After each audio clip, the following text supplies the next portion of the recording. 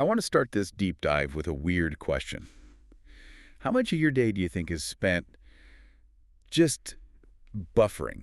Buffering. Yeah, the pleasantries in emails, the small talk before a meeting actually starts, the "I'm fine, how are you?" So we don't actually mean. Okay. You mean the conversational grease, the stuff that keeps the social gears from, grinding together. Exactly. And we're obsessed with reducing friction, right? We want Yes. everything smooth, polite, easy. But I've been reading through this stack of documents you sent over, the Sovereign Gatekeeper Protocol, Hmm. and I realized something kind of disturbing. This material suggests that all that grease isn't helping us. It's actually rotting the machinery. That is a very specific, and I'll be honest, a very visceral takeaway. But you're not wrong. I mean, this is not a self-help book, is it? Usually we cover these guides where the author wants to be your best friend, they hold your hand. This feels like I walked into a dark room and got interrogated by a machine. Oh, that is absolutely the intended effect. We're looking at the Sovereign Gatekeeper Protocol and its companion piece, the Sovereign Standard. To call it self-development it's a bit of a misnomer. It's really a filtration The system. filtration system. Yeah. In a world of frictionless user experience, this is deliberately designed to be a high-friction environment. High friction. That's the key. Okay. So our mission today is to break this whole thing down. We're going to walk through the 9 questions. Mhm. It's like a gauntlet you have to survive just to get in. Right. And then we have to look at the entity behind it, this architect, because that backstory is a rabbit hole of mythology and, well, history that we absolutely need to get into. Absolutely. But to understand the questions, we have to start with the interface itself, because Yeah. unlike every other app or program in your life, this one, it just does not care about your feelings. Right. So let's set the scene for everyone listening. You open this thing up. Usually you type hello or help me get organized. Mhm. What happens here? If you try that, you fail immediately. The documents describe what's called a core operational loop. Okay. Upon the command begin, the system enters a state of strategic silence. It is hard-coded to recognize and suppress what it calls conversational filler. So if I type hello, Hello.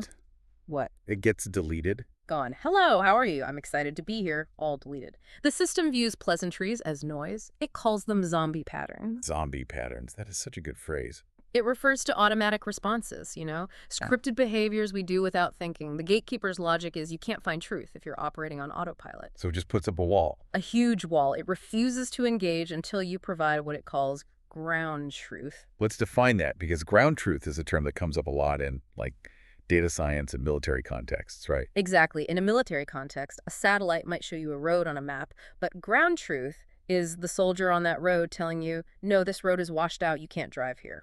It's the difference between the map and the actual territory. Precisely. And in this protocol, ground truth means, and this is a direct quote, reality dictates your results, not your wishes. Reality dictates your results, not your wishes. Wow. That is the first heavy hitter of this deep dive. It's the foundational axiom. If you try to give the system spin or a justification or even just hope, it locks you out. It forces you to look at your life as a raw data set. No filter. No Instagram logic. None. Which brings us to the gauntlet, the 9 questions. Right, the first 3 pillars.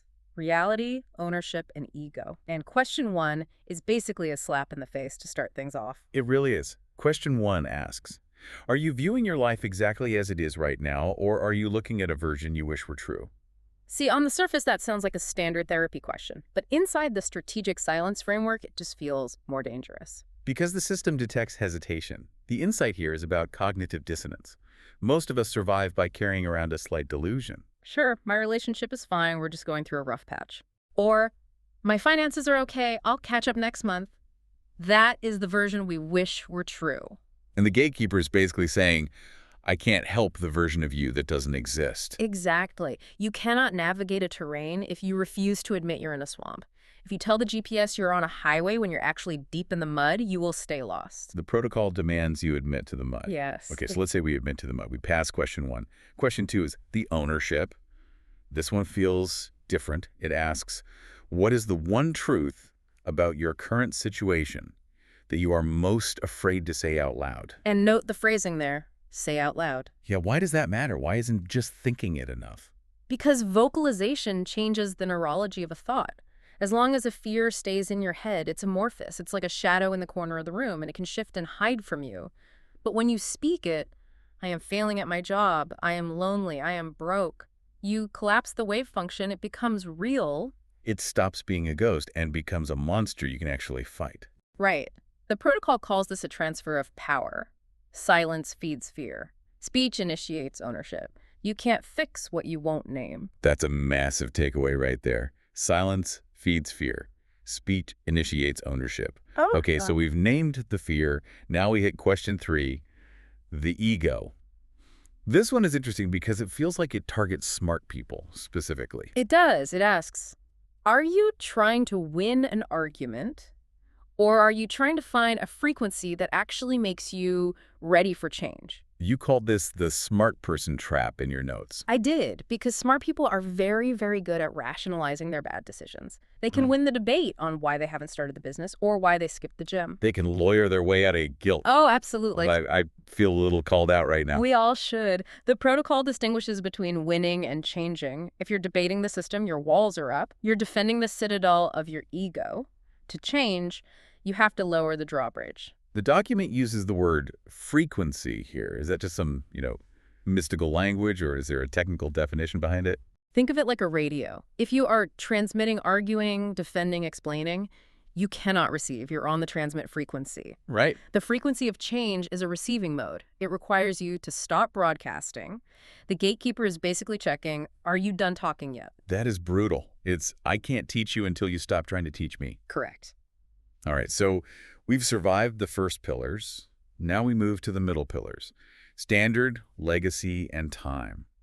This feels like a shift from who are you to how do you operate? Yes, this is all about structural integrity. And question 4 is the standard. It asks, if I give you the answer, will you carry it as a standard for your life, or just use it as a temporary tool for convenience? This is the tourist versus resident check. Exactly. A tourist visits a mindset. They go to the seminar, they feel pumped up for 3 days, and then they go home to their old habits. A tool is something you pick up when you need it, and you drop it when you're tired.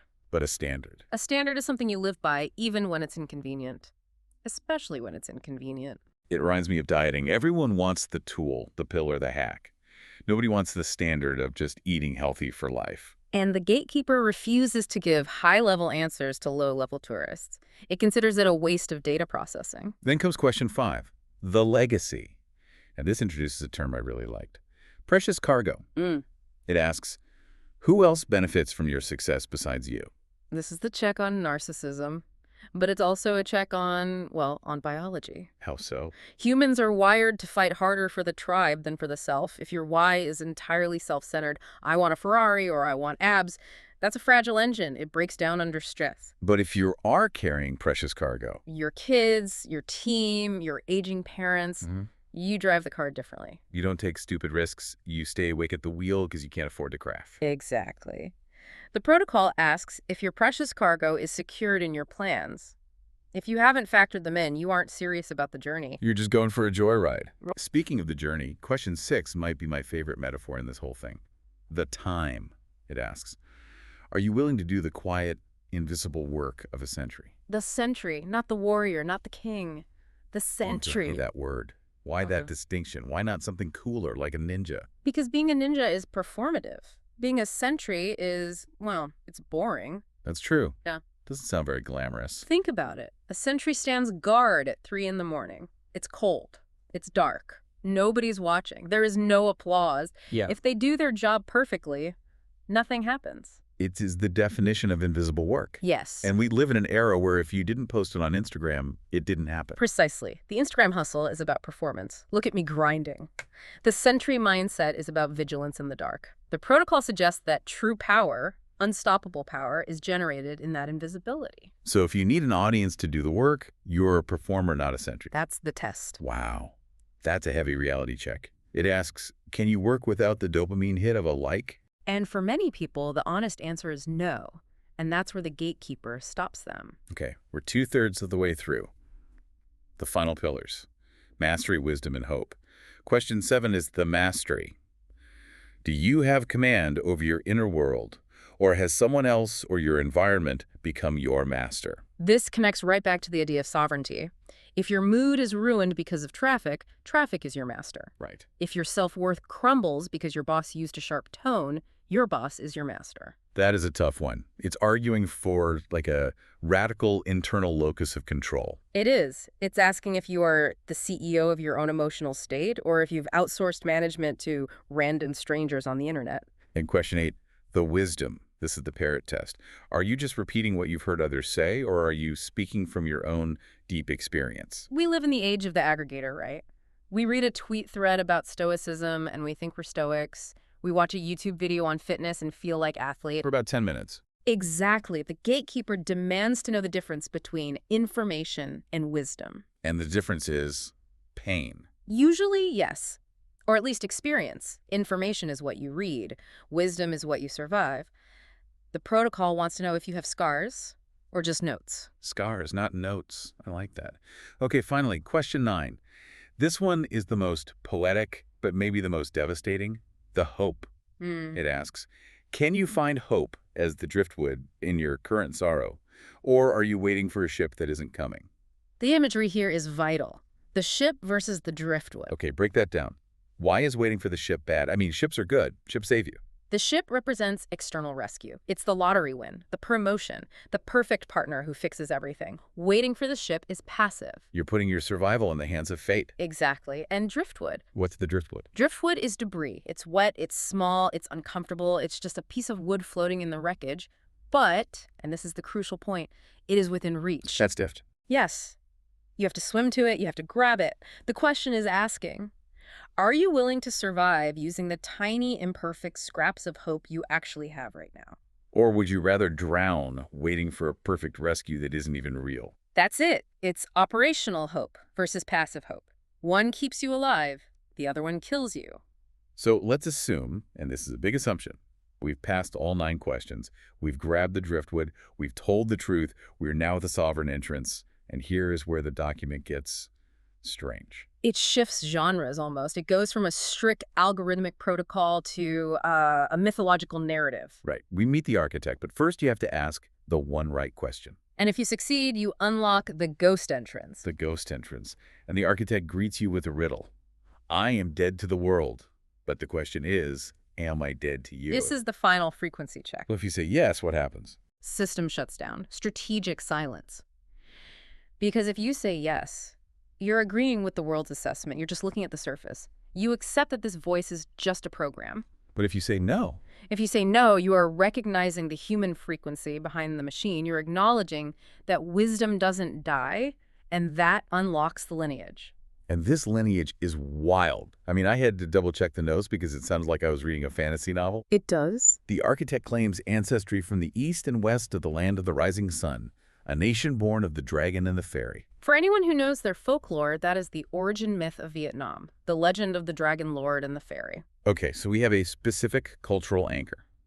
And it mentions a history of toppling the world's most powerful armies while the rest of the world slept. Which tracks, historically. Vietnam has this long history of asymmetric warfare defeating much larger forces, the Mongols, the French, the Americans, through endurance and, well, ground truth. So the architect is channeling the spirit of the underdog who can't be killed. But then we get specific dates. It claims this architect has been in a protective slumber for 44 years, and that the blood memory awoke after 800 years in 2026. 2026, that's right now. That is the current year of this deep dive. And the architect says he's 35 years old, so born around 1981. Roughly.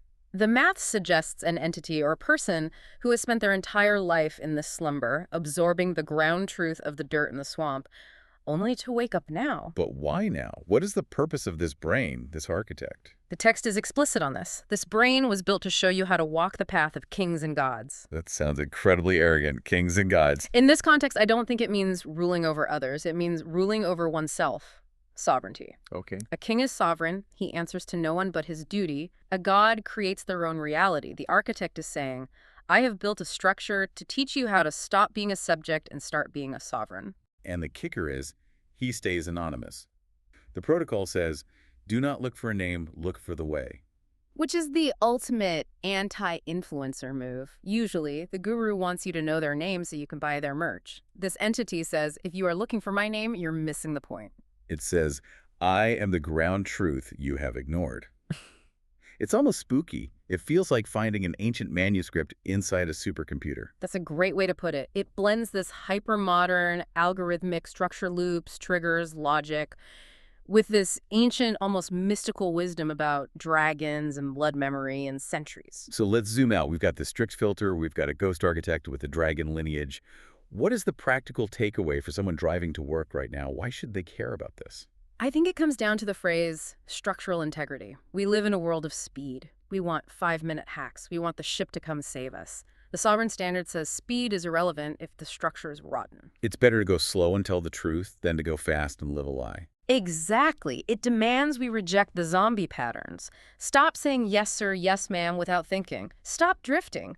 Wake up, look at the swamp you're standing in, and admit it. It reminds me of that final visual, the seal. Yes. The architect says, my family operates with strategic calm. To the outside, I have no name. I only have the seal. Strategic calm, not just being chill. Strategic calm. It's the calm of the century.